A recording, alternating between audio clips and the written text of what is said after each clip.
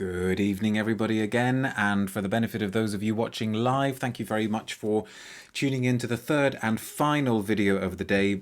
And for those of you watching the recording, thanks very much for tuning into this video. This is episode 191 of Love at First Scent with me, Persolaise, coming to you live today from YouTube. And this is what we're going to be smelling in this one. Look at this. I know I don't go on too much about bottles here, but another beautiful bottle, beautiful addition to Bulgari's Le Gemme range. This is their feminine bottle design, and this is Astrea. Now, why am I doing this one?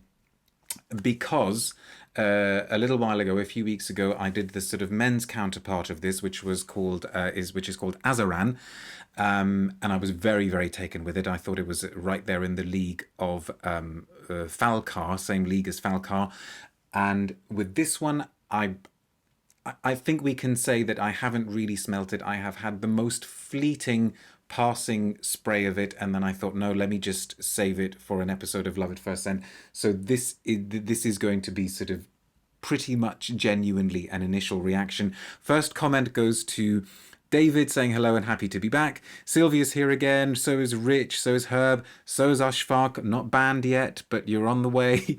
Mystery Form says hello again. If you rub that, you'll get 3 wishes, says Rich Mitch. Can you? Never mind. Let's just not go there. Such lovely bottles, but my goodness, that would fall over with a gentle breeze, says Eric. Yeah, I think they're quite well designed, though. You know, I think they've made sure that the center of gravity's quite low. I mean, you wouldn't want to mess around too much, but they're okay. They're pretty. I worry about that as well. Oh my God, I caught a live, says Jack. Yes, you are here. Thank you very much. Looks like a fancy garden decoration, says John. You have a pretty fancy garden. Okay, please consider subscribing to my channel if you haven't already done so, and click on the little notification bell so that you get notifications of new videos, and do consider supporting my work on Ko-fi. All of that information will be in the video description below. Let us spray this. All I know is that it's made by Alberto Morillas. I do have a press release. I say that, I'm doubting myself now. I think it is Alberto Morillas. We'll check from the press release. Let's have a spray then. This is Astrea, the latest feminine from Bulgari's exclusive Le Gemme range. Stay there. Let's see. Oh yeah, okay. Now I can remember from that very, very fleeting spray I had. It starts off quite sweet. What's your favourite Le Gemme, says David? From the ones I've smelt, no question, Falcar. Stopping by while on lunch, says Olfacto Files. What are you having for lunch? Do share. And Adriana says, love your programs. That's very sweet. Thank you very much. Definitely starts off by taking us on a little Middle Eastern ride. So it's sweet, but not overly sticky sweet. Sugary, syrupy, powdered icing sugar sweet. But there's definitely a kind of indolic white floral thing happening there as well. And a sort of tangy, dry, leathery, maybe oudi note, but without being overly animalic or smoky. I'm having a strawberry salad for my lunch today. Oh, that sounds nice. That does sound nice. Strawberry salad. I'm not sure I'd normally think of having a strawberry salad. No. Anyway, strawberries. Now strawberries are putting ideas in my head, and I'm thinking, am I smelling strawberries here as well? If you throw out names of foods, I'll probably smell them in here now. This is the range that costs a bomb, says Angeline. Yes. Unfortunately, they are not cheap. They do not come under the affordable bracket. And I'm sure a lot of that is because of these bottles. I mean, these bottles must actually genuinely cost a lot to produce, especially the women's one. The men's ones are maybe a bit simpler, but this it just feels like such a production number, these bottles. Something maybe slightly saline here, but it feels like a heart of jasmine that's got some added sweetness at the top and some leatheriness at the base. Jack says the bottle looks like an urn. Does the scent have anything to do with death?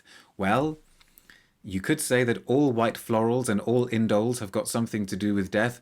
Tomasz says, hello from Katowice. Alberto Morillas must be a busy man these days, by the way. Yeah, I mean, but Morillas probably has got so many scents in his library that he can just sort of fling at people and say, here, you can have another one. You can. I'm not saying that that's what he did with this, but he could probably compose formulas in his sleep now. I have to say, I'm not as bowled over as I was by Azaran, but I get the feeling that this is the kind of thing I want to smell on somebody else. So maybe smell it on Madame Persolaise and see what she thinks. She does like the Le Gemme range as well, and she likes the women's counterpart of Falcar, but I forget what the women's counterpart of that one was. You're still all talking about food, aren't you? I had dates and your favourite freshly squeezed lime juice with a sprinkle of Taif rosewater a few years ago. Was that for iftar? That sounds... I'm assuming maybe it was for iftar. Okay, so let's look at the press material for this. That does sound... Let's all talk about favourite things, favourite meals we've had lately. Okay, Bulgari, here we go. So... Am I reading the right one here? Yes, I think I am. For Le Gemme Collector's Edition Duo, the Gems Road leads to the marvels of India and the Ural Mountains. There, the iridescent gemstone aventurine sparkles, and the cherished spice saffron, okay, I remember now from Azaran, the saffron link, looks striking, its eye-catching red colour vivid against the lavender petals of saffron flowers. From the innate harmony of aventurine and saffron, two new magnificent gems are born. And actually, I'd forgotten the saffron thing. Maybe that's where I was going with the leatheriness, the sort of dry leatheriness. The distinguishing duos, aventurine and saffron, Le Gemme Astrea and Le Gemme Azaran, are the culmination of yet another inimitable pairing, master perfumers Jacques Cavalier and Alberto Morillas. Cavalier for the masculine Azaran and Morillas for this one. Let's see what there is specific about... Well, let's read about the gem, actually, because I don't know anything about this gem. Like Bulgari's shimmering creations, aventurine is famous for its brilliance. The secret to the gemstone's sparkle, mineral deposits known as spangles suspended within it as if floating in space. So I wonder, you might be able to make out, but there are little sparkles. You probably can see them, almost as though they're like stars against a night sky within the bottle. These spangles bounce back light, creating an irresistible iridescence. The special sparkle is so unique that it has its very own name, aventurescence. Ooh, I need to look up whether that's really a word. To spotlight the spectacular aventurescence, Bulgari took its fabled Bulgari gems road to India. Often found in green, the aventurine here forms in a rarer blue hue. With its spangles, the deep blue aventurine looks like a starry night sky, and the celestial image sparked the feminine Le Gemme Astrea, a heavenly rich eau de parfum. Let's actually just read about it. So we've got Astrea here, quote from Morillas, I wanted to condense the mystery and strength of this precious stone into the most sophisticated fragrance.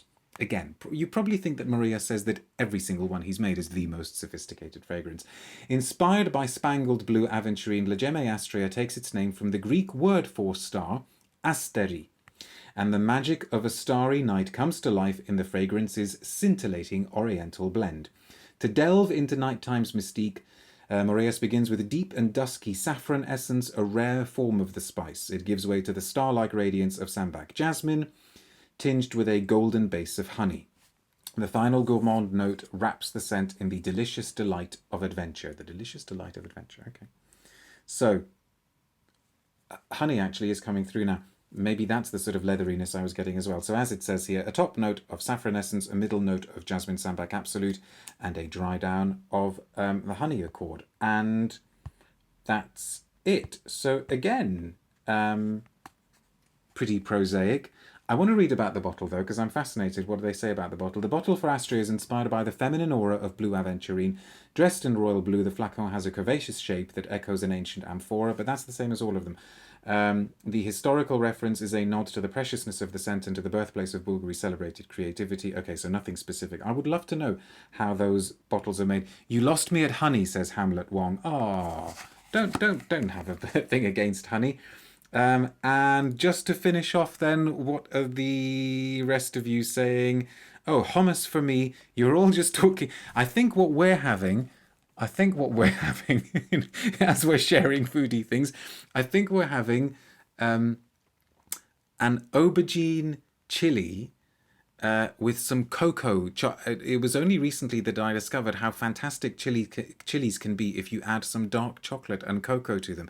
So if you've never tried that, I highly recommend it. Some really, really dark chocolate, like maybe 85 or 90% chocolate and some cocoa in your chili. Works a treat. Amazing. And then you have to make it really chili spicy as well. Mouths-watering, saffron, too many things going on. Stuart says, the bottle looks like the women's Versace Dylan Blue. But it's a similar design, isn't it? But I think if you were to compare them side by side, you would see that this is of a substantially higher quality. Saffron and honey, how realistic are they, says Ashfaq. This is all, they're more abstract than literal. I always add cocoa to my chili, says Olfactophile. So there you go. So you need to send me more food tips because I need to hear more from people who do that kind of thing already. Anything in common with Maria's other leathery saffron note in Gucci's Nocturnal Whisper, says John. Oh, I'm afraid I'm not overly familiar with that one. Is that one of the exclusive Gucci's? You know, what was it called? The Perfumer's Garden or something like that. And I think that's all of the comments from you now. Just want to make sure that I haven't missed any of them. Too many food references here. Alchemist's Garden, thank you very much. And Yura also adds dark chocolate to his chili as well. Well, and a cinnamon stick in the chili. Well, good for you. I was late to that particular party. Okay, thanks very much for watching this video and also all 3 videos if you tuned in live. Don't forget I'm doing one tomorrow live with Max40. And stay tuned to social media channels for details of more videos. As I said a little while ago, we're going to try and get as many of them out of the way as possible in the first 2 weeks of May, because then after that, there's going to be a break until about the middle of June. So what was that comment from Pregeza? Went to watch Paris-Edimbourg and Edinburgh and I'm now late. Never mind. So be good, stay safe, and I will see you soon. Take care for now. Bye.